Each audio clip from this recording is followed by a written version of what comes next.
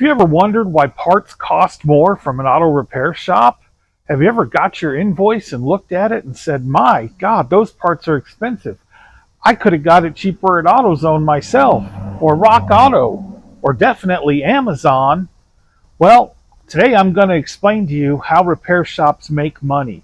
Other repair shops might be mad at me about it, consumers might be mad at me about it, or hopefully you'll look at it and go, yeah, that makes sense. So let's get into this.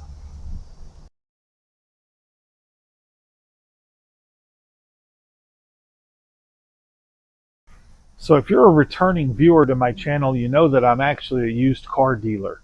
But what a lot of people don't know is I also own a shop. And I sell my cars at the same location as I do the repairs in my shop. It's two separate businesses.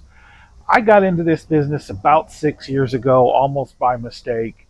Well, it definitely was a mistake. And you may have seen my video, I'll put it up here, about why I hate owning a shop.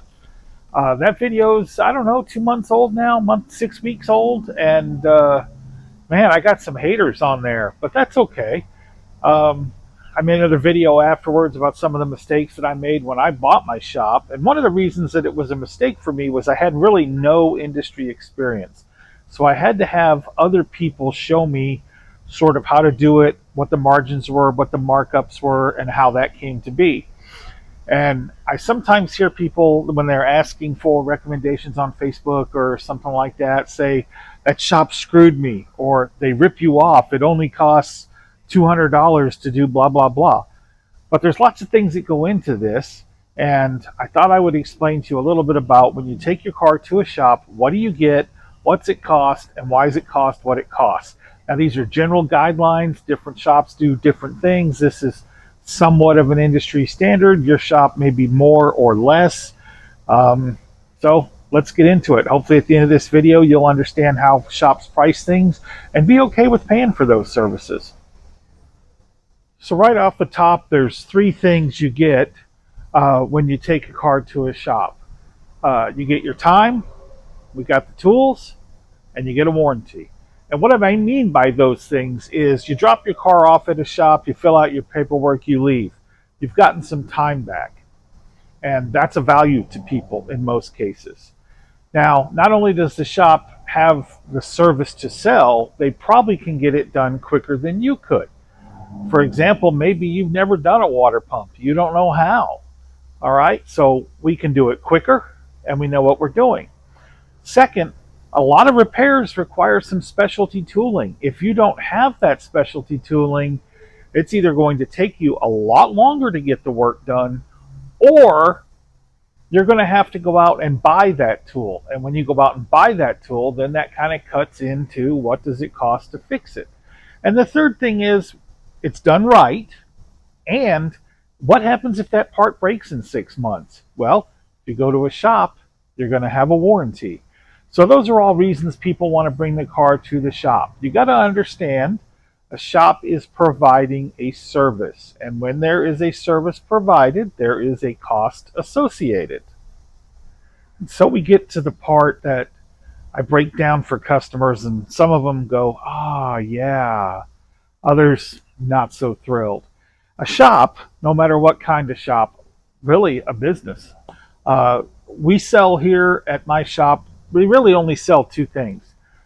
Now, it's auto repair, but it doesn't matter if it's a transmission, a water pump, a starter, or brakes. Shops only have two things to sell. We sell parts and we sell labor. So on the labor side, most shops will have a shop rate, say nowadays, between $100 to $200. Really, I mean, there's a wide variety. Of that $100 to $200, the technician, the person actually doing the work, might get paid $40 to $50. Now, you might say, you're ripping off that technician because you're charging twice as much as what you collect. Yep, we are. And what you have to remember as a consumer is you've come to a business, and the business's purpose, no matter what their mission statement says about bettering people's lives, blah, blah, blah, they're there to make money. They are there to turn a profit. So On the repair side, shops charge flag hours. What that means is there's a guide and it says a water pump takes 2 hours. So we're going to charge the customer 2 labor hours. The technician is going to get paid 2 labor hours. Now, if that technician can do the job in an hour, he's still getting paid 2 labor hours. That's what we've billed. But if he's newer or doesn't have proper tools and it takes him 3 hours, he's still getting paid 2 labor hours. So that's one of the services that the shop sells. We sell labor. The next thing we sell is parts. And that's what you got to understand. If you get your pool serviced and they charge you for chemicals, do you think that they charged you what they paid for those chemicals? Hell no, they didn't. They're marked up. We are the same way. All shops are. That is one of the items that we sell. So when we place our order either through a dealership or, O'Reilly or AutoZone or WorldPack or Napa or whoever, they always have the price that they give us, and they have a list price, which is a suggested price that we should sell the part for. I will tell you that most shops will mark up parts 40 to 60%. It depends on what the part is, how reasonable it is, the cost of the part. There's lots of things that go into that. So if you add the labor markup to the parts markup, that generally gives the shop a 50 to 60% gross margin. So that margin is what's necessary to run our business. But I'll tell you, we frequently get calls. Somebody will say, how much is it to put an axle in my 2015 Honda, and I've got my own axle? I don't do that. And I'll tell you why we don't do that. So let's just think about this from a liability standpoint, right? If I put that axle in and the axle's no good in 3 months, do you think there's a chance the manufacturer could say it was an installation problem, that my guy messed it up? Possible. Do you think the consumer might say, I paid you to put this axle in, it's already gone bad, that's a problem? I will tell you there's very few consumers that go, oh, damn, my Amazon part failed. Now I have to pay again. But that's the reality. If the part goes bad, usually the consumer and the parts manufacturer want to look at the shop and say, y'all did something wrong. And the shop is obviously going to look at the part and go, hey, this is a customer provided part. It's not from one of our approved vendors. We can't warranty that. We didn't sell you the part. We sold you only labor. So when you call a shop and you try that, I've got my own parts number, I generally decline those jobs. And the reason why, and I explain it politely to the customer, is when you bring your own parts to a shop, you are denying them the opportunity to make income and to make the margin they need. And furthermore, depending on the size, speed, and type of jobs that shop does and the type of job that you have, it is actually just mathematically not worth it to put the car up on the lift to do the job, because you're, in theory, cutting the margin that we can make on that job in about half or a third versus if we had provided you the part. So that's why my shop and most shops do not use customer provided parts. All right, so that's why a lot of shops won't let you bring your own parts, just because it cuts into the margin, and shops need a margin to make an income to stay in business. Does that make sense to you? Let me know in the comments down below. How do you feel about people that want to bring their own parts? Is that something that you typically do? Did you not understand before the video how the price markup works?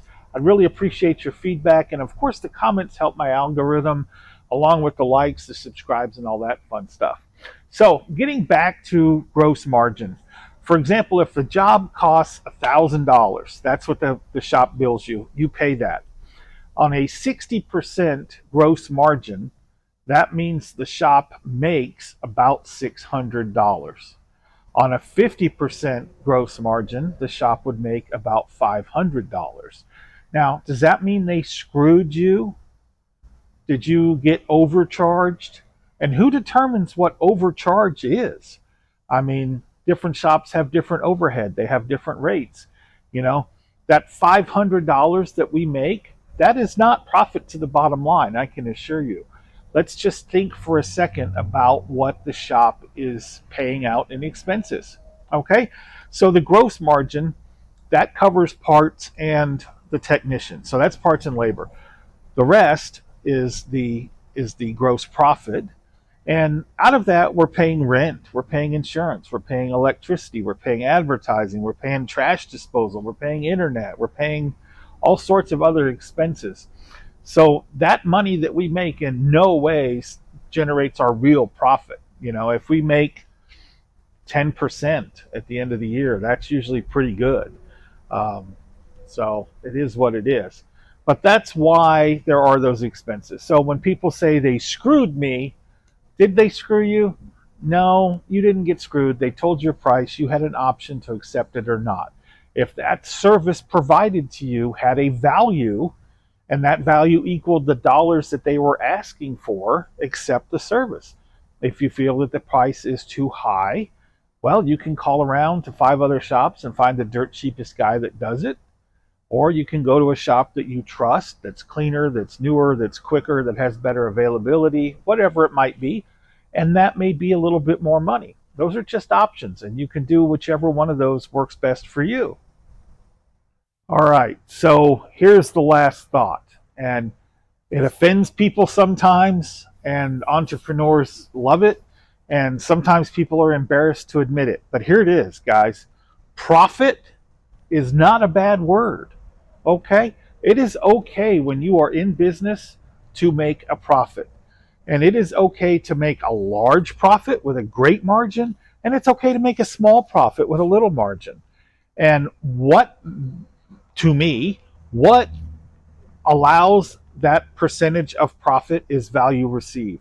So if you own a great shop and you're making great money and you're providing a good service to your customers and you have repeat clientele, it's okay to make more profit.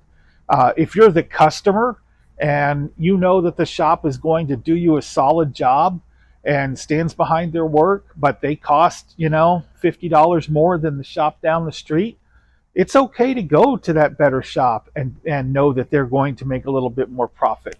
No one is screwing you.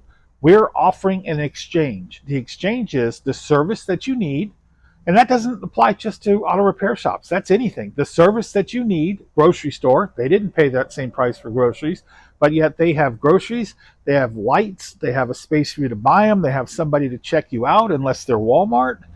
So if the service is worth the cost to you, you are not getting screwed by purchasing that item. And you have to compare apples to apples. I had a guy call me yesterday he said 18 places to find the cheapest place to get his transmission serviced. The problem was he called a lot of quick change oil places that don't do the same service that a full service transmission shop does. So he wasn't even comparing apples to apples. And I literally would make $0 trying to match a price from a quick change oil place because the service isn't the same. So if you're in business, profit is not a bad word. Never be embarrassed to say, I make a profit. I had a good customer, repeat customer in last week, maybe 2 weeks ago, and he questioned my invoice based on the price of the part. And I had to explain to him, yes, sir, that is more money than you would pay for it yourself. And that's because we're a shop, and shops only make money two ways: selling labor, selling parts. And after I explained that to him, it was like, oh, I get it. Yeah. Because he was happy with my invoice when I told him the price was, I don't know, $1,000 or whatever it was. That didn't bother him. It was only when he looked at how I got to the price that he was a little concerned. But after I explained it, no problem. He was fine. So those are things I wanted to tell people. I get frustrated as a business owner where people say, oh, they're screwing you. That shop is screwing you because the part only costs this. There are so many things to consider, guys, besides just the part. There is the price of labor.